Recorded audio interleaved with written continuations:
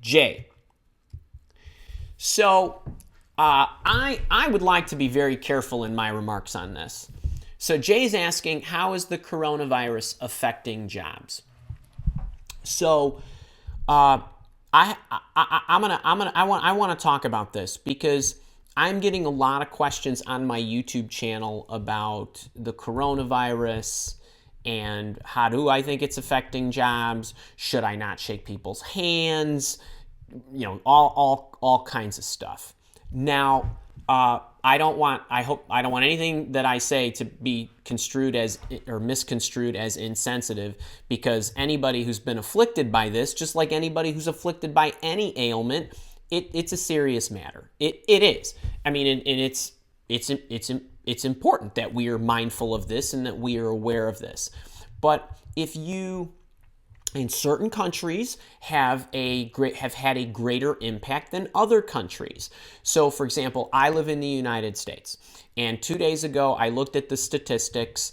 I found on a couple of different sites. I literally went out to look at it because I started to get all these questions about this, and I have been reluctant to reply on my YouTube channel about them.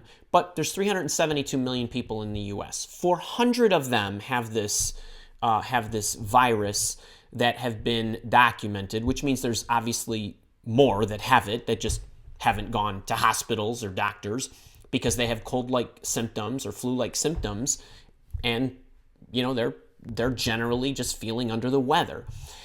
That's how I feel about this. Now, obviously, there are people that have become terminal because of this, but people become terminal because of any kind of flu. People die from colds, people die from headaches, and all that stuff.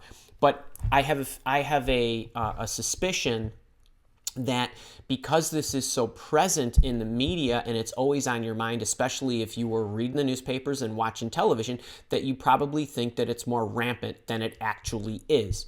When I think back about the Ebola virus, when I think back about the swine flu, some of you probably don't even know what I'm talking about because it was, you know, it was in the news just like the coronavirus is, and then all of a sudden it dissipates and it's not headline news anymore. So my view on this stuff is, I want you to be careful. I want you to eat well, sleep right. I want you to wash your hands. I want you to, right, and not be touching your eyes and all that good stuff. If you are going into interviews and all that good stuff, there are organizations. This is true. My wife, her son, she's been working from home 3 weeks, works for Discover. And they just said, everybody stay home, do your job from home. We won't chance it. That's fine. That's awesome. If they can do that, that's cool.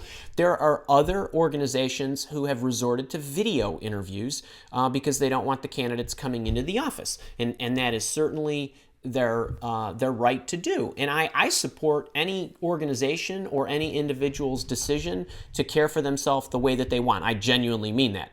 But I go to the health club. I'm not worried. I wash my hands. I swim in the pool. I went in the steam room this morning. I shake hands. I hug people. That's me. And that's the way I'm going to go about my business. And I am not going to change that. But that's how I roll. I just think when you look at this, and obviously 400 of 372 million is a very, very small number. In other countries, it is more rampant. I get that. So I want you, wherever you are located in the world, to be paying attention to, you know, the possibility and probability that this is something that you could contract. So that's really all I want to say about that. I honestly think you take care of yourself. Like I said, do the things that are always recommended, not just because we have this outbreak, but because they're just good hygiene practices.